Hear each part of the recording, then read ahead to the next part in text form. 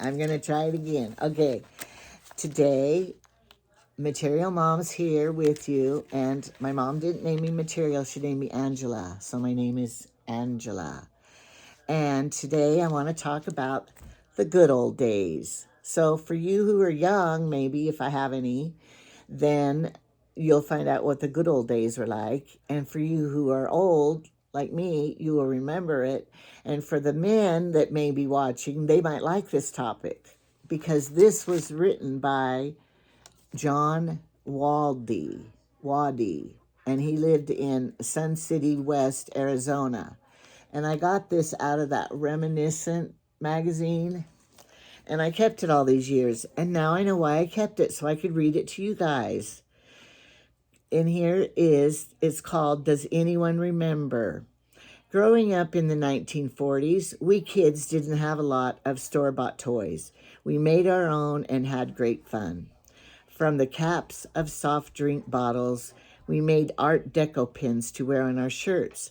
By carefully removing the cork seal, we could put the colorful top on your t-shirt and push the cork back into the cap along with the cloth from your shirt.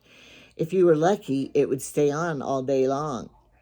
An old enameled pan made a nice helmet when we were playing war, and the tube from a roll of toilet tissue made a great bugle for the cavalry. An old piece of rope tacked to a short stick became a bullwhip that would crack like a gunshot when snapped just right. Strips of rubber from an old inner tube were used to make forked flipper to shoot rocks or marbles, and the tongue from an old shoe made a perfect pouch for your weapon. String from feed sacks was saved to make kite cord. 2 long stems from a dried weed and a double sheet of newspaper were turned into a kite that would fly. Some paraffin from Mom's cupboard was a good substitute for chewing gum. Oh, I bet that was good. It was fun to munch while we made chains out of clover blossoms. Looking back, I think we were not so deprived. Look at all we learned.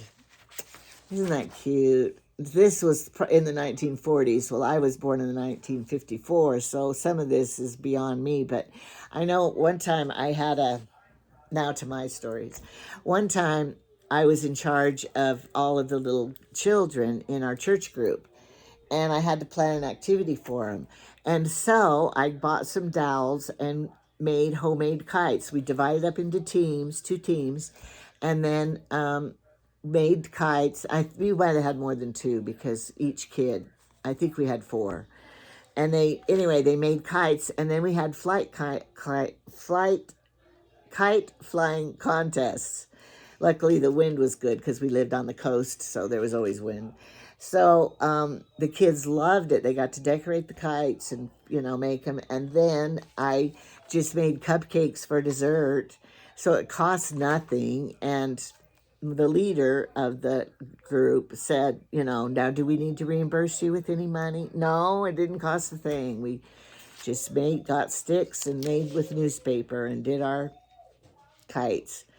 And always talk to my husband about this, and he said when he was young, they had, the old roller skates that you just put your shoe on and they, tied on with your real shoe.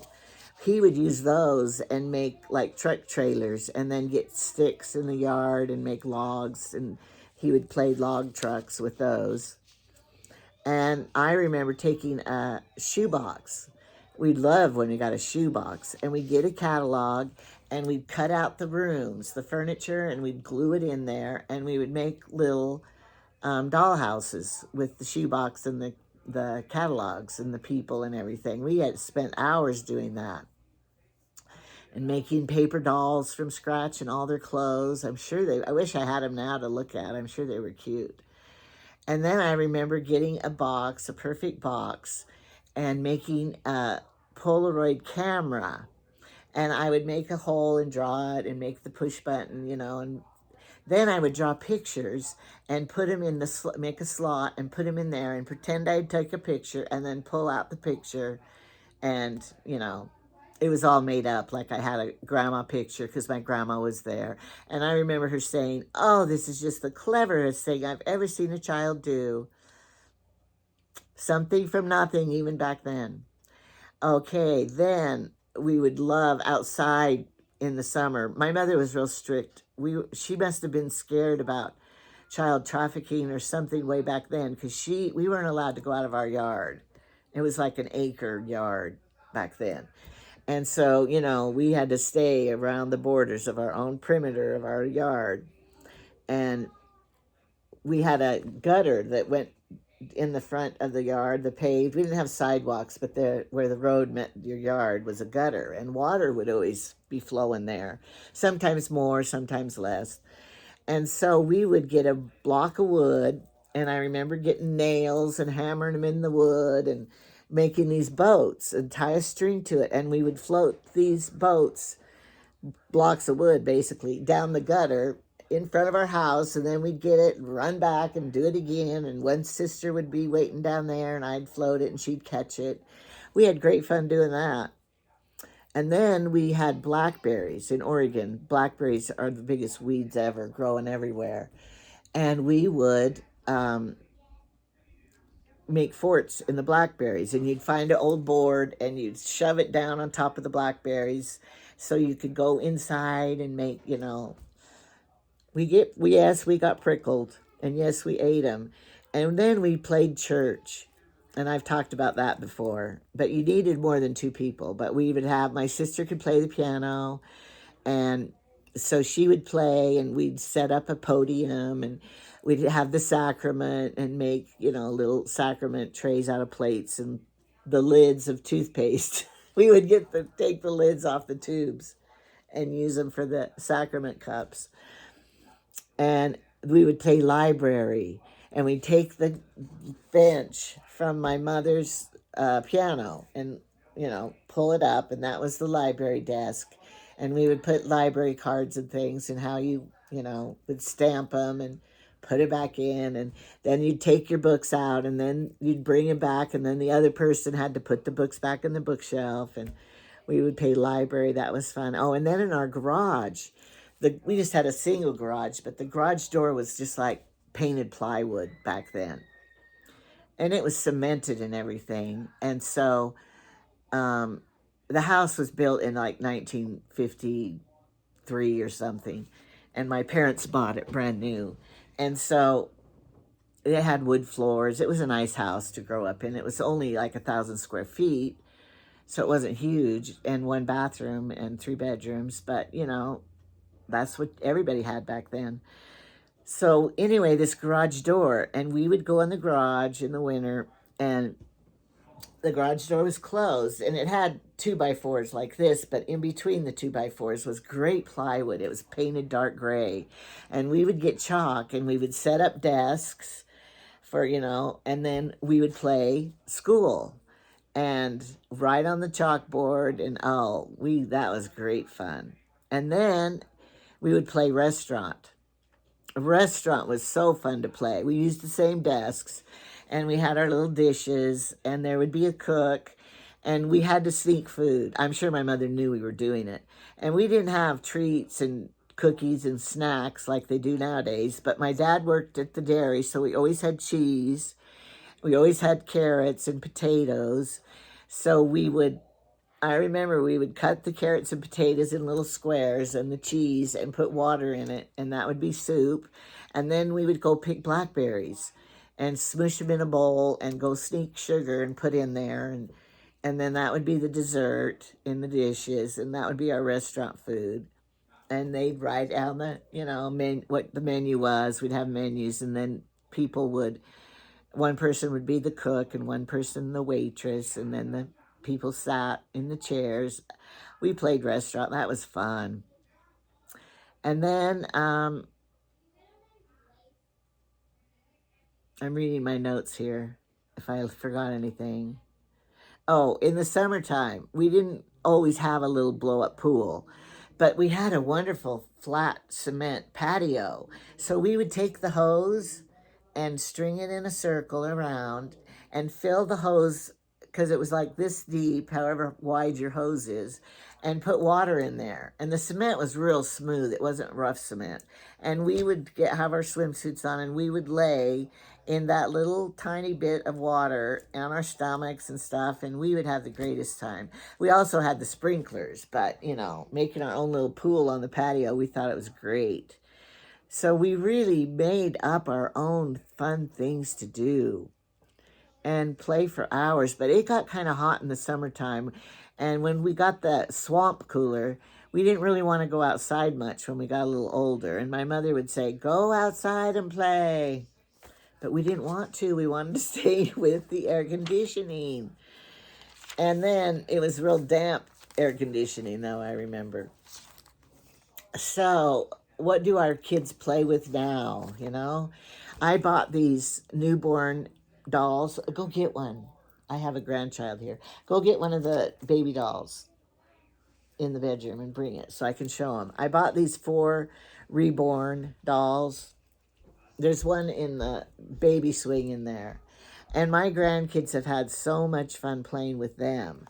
And they've kind of ruined them, I will admit. One, Carmen, when she was little, she was mad.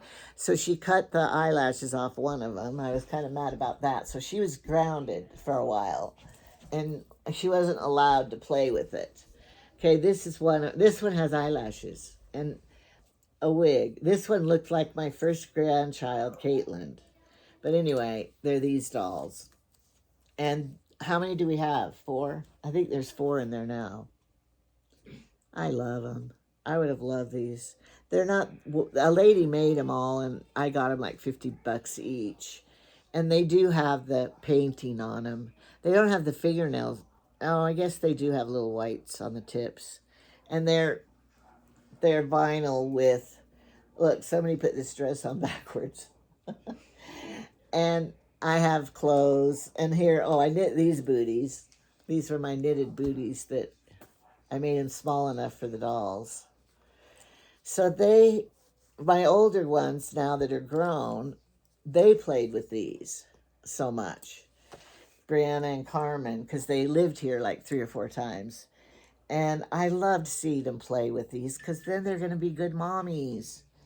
And then now Macy and Brinley and, well, you guys played with them when you were little, but I had to have enough of them. And then I have 2 little strollers and 2, you know, because you couldn't just have one because then they'd fight over them. But they love those. And then my Barbie house I made and bought Barbies, and they love playing in that Barbie house. And then the doll houses. But then my son goes, you don't have too much for boys. Oh, I guess I think more of girl toys. What do we have for the boys to play with? Paw Patrol things. We have the whole Paw Patrol sets. But that was more later, because when Craig was little, we'd build the forts out of popsicle sticks. And he loved playing those with the guys. He loved the Army guys. Could you open that door again? I'm wearing my new sweater from Temu. And I love it. The knit is so soft. But we're not talking about Temu now. But I went to the doctor. And so I went with Jamie to the doctor. So I'll give you an update on that. Nothing. We went to the doctor and we're telling him everything that Jamie's problems and the symptoms he's had and the passing out and the da-da-da-da-da. Okay, well, we'll just do some blood tests. So he gave 6 vials of blood they took, and they're going to test everything under the book. He said, we can't really go forward until we test the problems, the symptoms that he has and find out what they are. And of course, the heart problem is affecting the kidneys and everything, and the lungs is a different issue. And anyway, the only thing that he did tell us was the results of his echo test, echocardiogram, and it showed that the last one was 2020 and now 2024, and it has digressed. What's the word? This is the problem I get into because I use the wrong words. It's gotten worse, quite a bit worse, noticeably worse than in 2020. It's gone downhill. So we do know that, which we didn't. We already knew that before we went. I know this watching him breathe that he's worse. So he's going to run the tests and then call us and tell us what is the next step. But he's only handling the things that are not to do with the heart. And then the heart doctor does the heart stuff. And so, you know those tissues in Temu? They're good if you save them. Anyway, so that's what the doctor was. And so we don't have any new medications. We don't have any ideas to do more of anything. He wanted to give Jamie oxygen at night. And Jamie goes, well, I think I will wait till I am worse off and need it. And the doctor goes, that's why we're giving it to you, so you don't get worse. So we're going to get the blood test back first because you have to get approved of all of that for Medicare to pay for oxygen. And you have to have a night study and sleep with the thing all night, and they monitor you. And we're just going to wait on that. And the other thing is, the doctor said he's borderline bad for oxygen. So he can't just subscribe it until he does the night study. So anyway, that's how today went. And Jamie, he did a lot of talking, and I'm thinking, don't talk so much. Listen to what the doctor's telling us. But you can't say that in front. This is a lesson for you wives. If the husband is there to see the doctor, then don't talk so much. Let them answer the questions. Let the husband, do what he does. And unless he has dementia, then you have to step in. And the other thing is, when the doctor answers the question, listen to it. And, respect what he's trying to tell you. Jamie didn't do that much. But the doctor listened to him and felt his liver to see if it's enlarged and, looked at his swelling of his feet. He did do all that. And I like the doctor a lot. And the doctor's son went on a date with my granddaughter, so I had to tell him, oh, your son went on, and he's Ari's doctor too. So anyway, we laughed about that. And I told him, well, you know what I told Ari? I said, Ari, will you ask the doctor's son if he could ask his dad if, and I made up some medical problem. Anyway, she goes, no, I'm not going to ask that. But I told the doctor I did that, and he laughed. But anyway, it was good. We went. All right, now, my morning talk show, we're going to talk about something else, like words that we say that we don't even know what we're saying. I do it all the time. Now, what I got in trouble with, somebody must watch me a lot because they said, and it's true, they were true, that I said, they Jewed me down. Now, that is, I guess, offensive. What's the word? Anti-Semitic. And it can be anti-Semitic to some. I looked all this up on Wiktionary. Not a dictionary, it's Wiktionary. Brooklyn's laughing. She must know about Wiktionary. All right, I looked it up because when I say that like that, I'm not even thinking of the Jewish people. I'm thinking about that it's a way of, dickering down. So I looked it up. There are two meanings, a noun and a verb for the word Jew. It can be a noun, which is people, person, place is a noun, right? Isn't that right? I remember that, if that's right. I might have remembered wrong. So the Jewish people is the noun. But the verb means to bargain or haggle with a seller in order to obtain a lower price for a good service. So that is using it as a verb. So I wasn't all the way wrong because that's how I used it. Now, for instance, we have the Palisades Dam right down the road here. So my stepson, when I married Jamie, I said something about the damn shoes. And he got mad and said, you're swearing, don't swear. And I'm like, I don't consider damn a very bad swear word because we have the Palisades Dam. What's the difference when you say the Palisades Dam or the damn shoes? I guess it's because you're, cursing it. I don't know. But there's some words, and when I was young, plug your ears if you don't want to hear this, because my mother thought crap was a swear word. And I was in a store and I said something like, oh, this is crappy. And I about got my face slapped. Oh, we are going to have lunch soon. I'll come down and get it when I'm done and we'll plan it. We'll plan lunch. Are sandwiches a plan? We still have that meat. You can have meat sandwiches. That's always a treat for me. Why is your shirt on backwards? Oh, somebody did that. I know. She noticed now. It must not have been you, right? Okay, I'm recording it now. So, Recording what? recording what? My morning talk show. Don't you know I have a morning talk show? No. We're talking about bad words. Do you guys say bad words? No. No, you don't, because we were taught not to swear, right? So we don't want to say bad words. Now, what do you think when people say, oh, G-O-D, or oh, Lord? What are we doing? Is that a swear word, do you think? Because what did one of the 10 Commandments say? Do not take the Lord's name in vain, right? And that means a swear word. Okay, so, I don't ever say those on here. I don't swear on here. Well, one time I said the SH word. Grandma, I did- said the B word once in the I did hallway. say the B word once, okay. I'm But, only wearing one. okay. The St. Patrick's Day necklaces. We have guests on my That talk hurts my show. butt.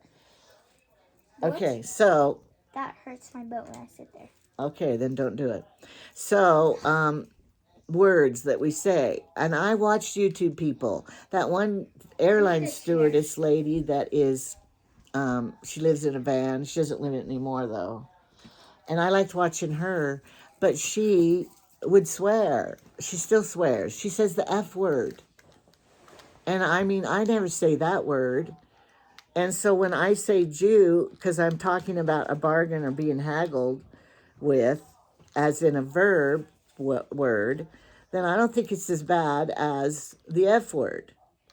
So I think we all need to not judge people so much, and we need to realize us old people, no. Us old people learn different because we grew up in a whole different world. Like when we were growing up, we would talk about the Down syndrome were called mongoloids. And that's what I always grew up, and that's what they were. We never heard that it was called Down syndrome, and then they came out with that.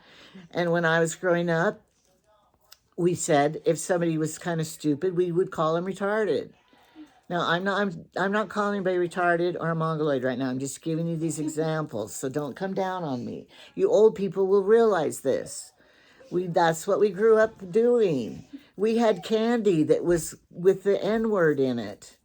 And that was in the grocery stores, and you never even thought anything about it. We weren't taught. And what about the school? What's the school mascot? The Braves and the Chiefs or something? What is it? Ours is the Braves. The Braves. And now they have the Indian costumes for the cheerleaders. And now they're saying that this is bad because it's being racist towards the American Indians. Mm-hmm. And I mean, that's a well-known thing, and they're wanting to change names of all of the teams and stuff because of that. Well, in our day, we never had that problem. And it's just things have changed. So don't come down on us old people. Like my grandma, she would sit down, oh, I'm just fagged. And we'd say, Grandma, don't say that. That's talking about homosexuals. You don't say that. Which was funny because now they came back. Now they call themselves queer again. Isn't that LGBTQ, whatever? Didn't they add Q?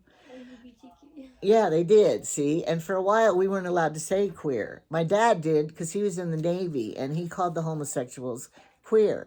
No, but Q, LGBTQ, Q is questionable. Q is questionable? Oh, see? We old people just don't get it. We don't know. And so we say things, and then we get in trouble for it, and they call us racist or We don't even think about it because that's what we grew up. So I want people to realize that. Give us old people a break. We don't mean it that way. I'm not racist. I know we are all God's children. We have a bounty of culture in our family. We have some black children, African American, whatever you call them. Nowadays, I don't even know. Now I'm just confused. I don't even know what. I thought the Q stood for queer, and now I found out it's, what is it? Questionable. They didn't tell us that on the news.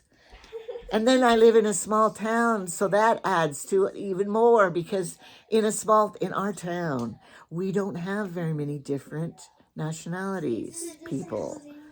I don't think we have any Oriental Chinese people. Sorry if I'm saying it wrong. I'm not being racist. I don't even know what to call them nowadays. But do we have any Chinese people in our town? No. So I don't know what to call them. And I don't think we don't have very many, darker skinned people, whatever you call them nowadays. We have a few that have been adopted children, but I don't know I think I do. I remember one lady at the grocery store because she's on oxygen. And then I learned a few years ago that you're not supposed to say she was a black woman. You just say she was a woman. You don't differentiate the colors. But I will have you know, my husband is changing colors now. His feet, because of his neuropathy and his whatever problem he has, his circulation problem, his feet are turning darker now. So, before long, I could be married to a darker skinned man. Who knows? Anyway, I have a neighbor up here, and they went to Ethiopia and adopted those children. So, and it was so funny because, they said we were raised white. So, because in this white community, we don't know the black terms and the culture of that. So I'm not trying to point anything out or be racist. I'm just talking what is reality here. So don't come down on me. I don't want any comments about you're racist. One person said that. I don't even know what that means hardly because I didn't know I was. I think we're all God's children. I love everybody. My brother lived in the Orient and loves the Thailand people and he loves those people and they're all his friends and I've met them and they're very nice people. And I have Jewish relatives. My sister married a Jewish man and he told me you're not even supposed to call Jewish people Jew because that's bad. Back in the day he told me that. So then I always tried to say Jewish people, not he was a Jew. You say he was Jewish. I don't know the right thing unless I read about it and study about it. But I did find out anti-Semitic things about being a verb and a noun. Now, I don't say that. I have to go into this a little bit more. The children left, so now I can say it. I don't say the F word every other word like some people do. F this, F that. And Lordy, oh Lordy, look at this. To me, that's a swear word. I don't say the Lord's name in vain because it's a swear word to me. If it's in the 10 Commandments, that's a minor commandment, important that we should live by. So I always taught my children and everything else. That is the worst thing you can say, is taking the Lord's name in vain. And you get little children in school and their parents, they don't teach them that and they'll say it. Trevor has some in his school that say it. And, they haven't been taught. So I looked up the word. Well, first I asked Alexa what the F word means.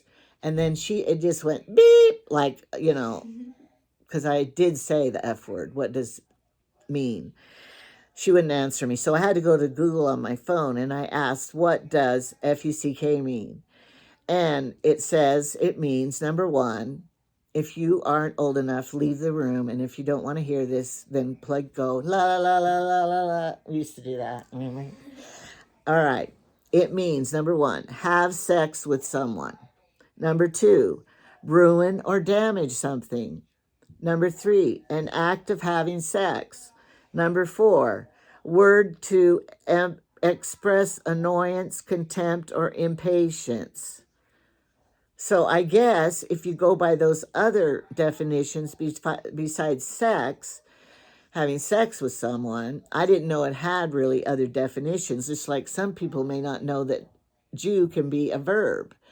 Well, if you use these other expressions like it's annoyance or I have contempt for that, or you say you're effing husband or your effing father, does that might mean you have sex with your husband, or does it mean you're expressing annoyance with because you say effing shoes or whatever? But I still think it's a very low life word to say. I think it means you do not have enough vocabulary. You would think I would say that word all the time because I don't have enough vocabulary to express myself well. I have the 5th grade vocabulary. But so I don't think people should come down on me. I only have a few people that come down on me for saying that they Jewed me down. It was a verb, not a noun. And I'm not bad about Jewish people. I love them. I hate the war going on right now towards anybody. And Christ was Jewish. Did you know that? Christ was Jewish. So why would I hate Jewish people? We love Christ, and that's what he was. And when my sister was marrying her husband, and she told my mother, well, he's Jewish. And my mother goes, well, Christ was Jewish. So we can't come down on anybody. And I love everybody. And the only people I don't love, I'm going to give you a list of people I don't love.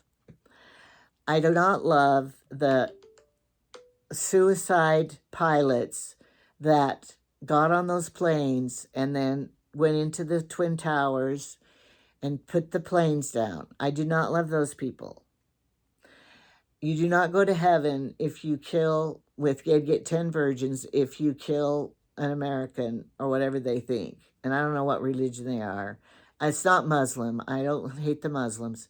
It's something to do with the evilness of people. And those people that went into on that date.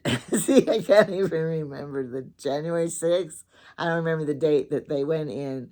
Those horrible people. The Twin Towers? No, the recent one. They went into the Jewish people, killing them all and taking them captive and everything. I don't love those people that did that. And I don't love the people who are abusive to children. I don't love them. The pedophiles, that's what they call. But I think pedophile is a bad word. Because when I think of people going to the, to get a foot massage and everything, and they file your feet and give you a pedicure, those should be called pedophiles. And pedophiles should be called something different, like, child molester. So when you say pedophile, I always think it's a foot doctor or something. Okay, so words have different meanings for different culture, and I don't hate anybody, and I got to go make lunch for the children. How about peanut butter and jelly sandwiches? Remember, that's what we always had. And I have raspberry jam. I want your meat sandwich. Oh, they want the meat sandwich. See, I told you. Sandwiches are so good. That was a trick. Avocado. Avocado sandwich. You have to ask Grandpa if he makes the avocado sandwiches. Sandwich too. Okay. You could put avocado and meat on it. That's good. Avocado with turkey sandwich. That is good. And how about when you used to buy the sprouts, what were they called? Alfalfa sprouts with turkey and cream cheese and avocado. That is the best sandwich. I haven't made those in years. Okay, so don't come down on me about my words, my vocabulary, and I'm not racist. I love everybody. I already said that. How many times I say that now? Okay, so that's my talk show host today in my Temu sweater. I can introduce you to the good old days when we didn't have Temu sweaters. And our mothers knitted them. My mother knit sweaters for all my children. That was my boy's Sunday outfit, was the beautiful cable knit sweaters. I'll show you a picture someday.